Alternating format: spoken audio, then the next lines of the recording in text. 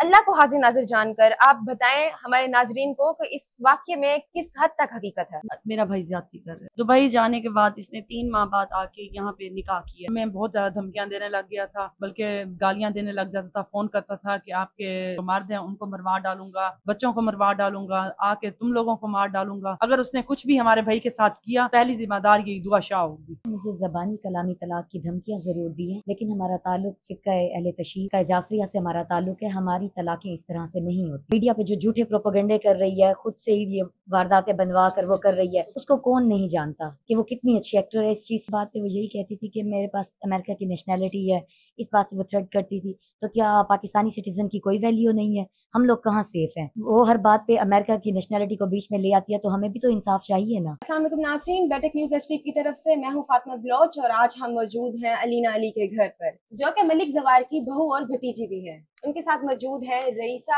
जवार और फरवा जवार। इनसे और इनकी भाभी से गुफ्तगू का आगाज करते हैं और जानते हैं इस वाक़े की असल हकीकत कि इस घर की असल वारिस कौन है। बदनामे जमाना टिकटॉकर शाजिया गुलजार अलमारूफ दुआ शाह, जो 2 घर उजाड़ चुकी हैं और अब तीसरा घर उजाड़ने पर है। अलीना अली के शोहर जिनको अपनी चालाकियों से फंसाया है और अब अलीना अली के घर पर भी नजर रखे हुए हैं। जी हमारे साथ मौजूद हैं रईसा जवार। आइए इनसे सवालात करते हैं। सबसे पहले तो रईसा, आप हमें ये बताएं कि आपके भाई ने ये जाहिर किया है कि आप अपने हस्बैंड के प्रेशर में आकर अपनी भाभी का साथ दे रही हैं। अल्लाह को हाजिर नाजिर जानकर आप बताएं हमारे नाजरीन को कि इस वाक्य में किस हद तक हकीकत है। नहीं, मेरे ऊपर किसी का प्रेशर नहीं है। मैं अल्लाह को हाजिर नाजिर जान के हक सच का साथ दे रही हूँ। और मतलब कि जो भी बोलूँगी सही बोल रही हूँ कि ये घर मेरी भाभी का है और मेरा भाई ज्यादती कर रहा है। और मतलब जो भी ये कह रहा है कि ये मेरे चचू की बेटी नहीं है, तो ये गलत बात है। ये सबसे बड़ी बदनामी ये कर रहा है कि ये बात करके, और ये मेरे चचू की बेटी है और इस पे कोई झूठ। ये मकान जहां आप बैठी हैं, ये एक्चुअल में किसकी विरासत है? ये मेरे भाभी की। ये उनके वालिदैन की तरफ से मिला गया है या ये आप लोगों ने इनके नाम किया है? नहीं, विरासत है तो वालिदैन की तरफ से ही मिली होगी ना। अच्छा, आप थोड़ा सा ब्रीफ करेंगे कि ये वाकया कैसे हुआ? इतना उस लड़की ने बवाल मचाया कि आपके भाई को आप लोगों से दूर ले गई। इस बारे में आप क्या कहना चाहेंगी? हमें खुद समझ नहीं आती कि मेरा भाई पहले बिल्कुल ठीक था, बिजनेस के तौर पे ये गया था उधर दुबई। दुबई जाने के बाद इसने 3 माह बाद आके यहाँ पे निकाह किया। 1 माह हो गया मेरे भाई के निकाह को। जब से उसने निकाह किया, और जब 3 माह पहले भी था, तो वो लड़की इसी एक ही एरिया में रहते हुए भी अली को यहाँ नहीं भेजती थी, अपने पास ही रखती थी। और 1 माह बाद जब उनका अब निकाह हुआ है, तो निकाह होने साथ ही उसने शुरू कर दिया कि जायदाद दो हिस्सा लेके आओ। जबकि वो अपनी हर चीज बेच के दुबई चला गया था। वही पैसे उठा के इसने वहां पे बिजनेस शुरू किया, या जो भी किया। अब वो लड़की कहती है कि जल्दी करो, इस घर को लेके आओ, और जो कि मेरी भाभी का है, वो अपना हिस्सा कैसे दे सकती है इसे। हमारे साथ मौजूद हैं इनकी दूसरी बहन फरवा जवार। जी फरवा, आप इस बारे में बताएं कि आपका भाई इतना बदजन कैसे हो गया? क्या आपको लगता है कि आपका भाई की ये सारी बातें हैं या पीछे दुआ शाह का हाथ है? नहीं, ये सब बातें दुआ शाह की हैं।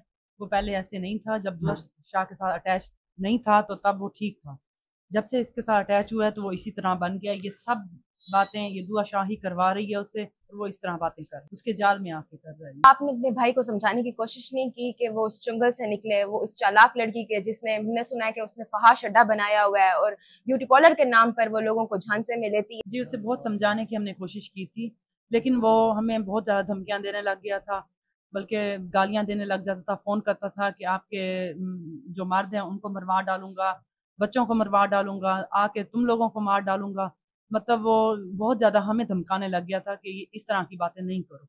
खुदा न खास्ता अल्लाह ताला आपके भाई को जिंदगी रखे, अगर उनको कुछ हो गया तो अगर उसको कुछ हो गया, सब ये दुआ शाह को दुआ शाह को ही ब्लेम करेंगे। उसकी जान के साथ कोई भी मसला हुआ, इसकी सब वो जिम्मेदार ये दुआ शाह ही होगी। उसको नहीं छोड़ेंगे हम। अगर उसने कुछ भी हमारे भाई के साथ किया, पहली जिम्मेदार ये दुआ शाह होगी। अलीना अली कभी भी चार दीवारी से बेमकसद नहीं निकली, लेकिन इस वाकये के तहत इन्होंने जुर्रत का मुजाहिरा किया और ये अपने आप को इंसाफ दिलाने के लिए बाहर निकली हैं। आइए इनसे कुछ सवालात करते हैं। अस्सलाम वालेकुम अलीना, क्या हाल है, कैसी हैं आप? अलीना, सबसे पहले तो आप नाजरीन को ये बताएं कि आपके शोहर ने कहा है कि मैंने आपको तलाक दे दिया, मेरा आपके साथ किसी किस्म का भी कोई ताल्लुक नहीं है।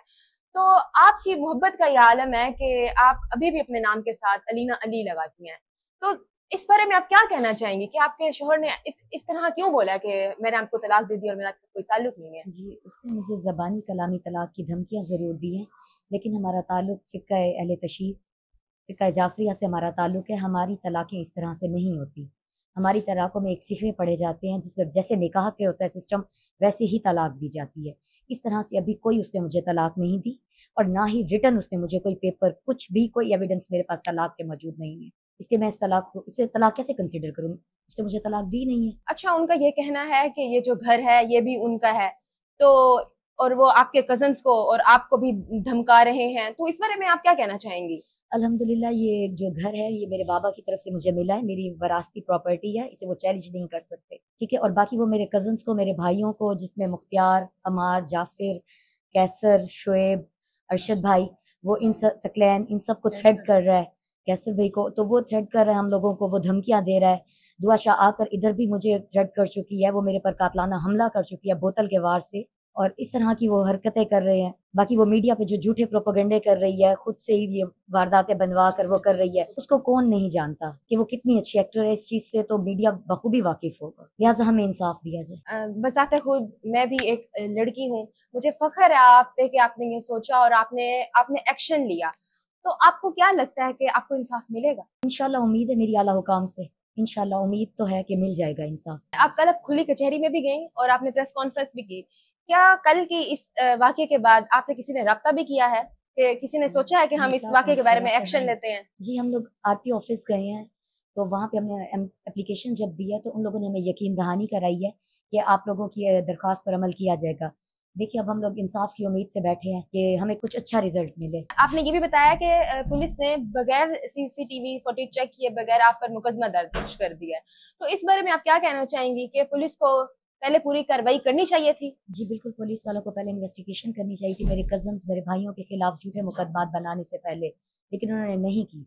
बगैर किसी सीसीटीवी फुटेज के उन लोगों ने झूठे मुकदमात किए। हालांकि हमारी एफआईआर पहले गई हुई थी, लेकिन हमारी एफआईआर पे कोई अमल दरामद नहीं हुई, हमारी एप्लीकेशन पे कोई नहीं हुई, लेकिन उनकी तरफ से एफआईआर काट दी गई है, हमारी तरफ से नहीं। बदनामे ज़माना दुआ शान जो कि एक फहाश अड्डा चलाती हैं, कहना है कि उनके पास अमेरिका की नेशनैलिटी है, तो वो कहती हैं कि मैं वहां जाके कंप्लेन करूंगी, तो इस बारे में आप क्या कहना चाहेंगी? जी, हमें हर बात पे वो यही कहती थी कि मेरे पास अमेरिका की नेशनैलिटी है, इस बात से वो थ्रेट करती थी। तो क्या पाकिस्तानी सिटीजन की कोई वैल्यू नहीं है? हम लोग कहाँ सेफ हैं?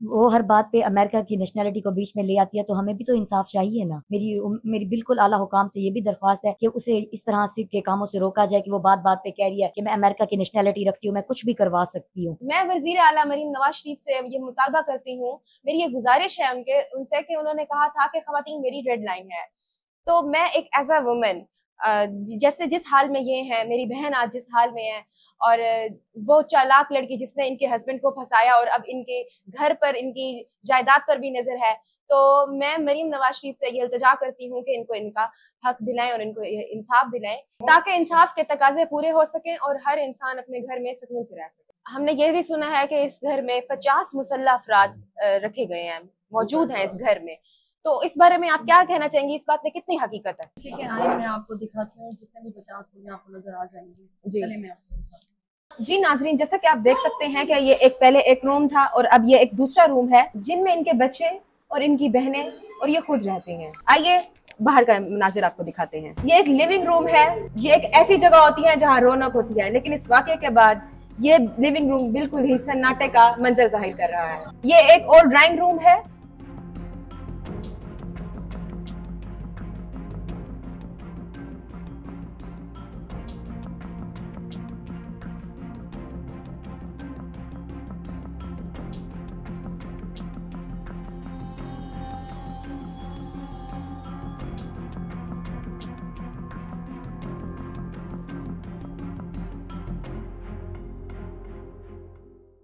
ये सहन है जो मर्द ना होने की वजह से बिल्कुल सुनसान जाहिर हो रहा है। इस सारी परेशानी की वजह दुआ शाह है, जिन्होंने इस हंसते बसते घर को उजाड़ के रख दिया है।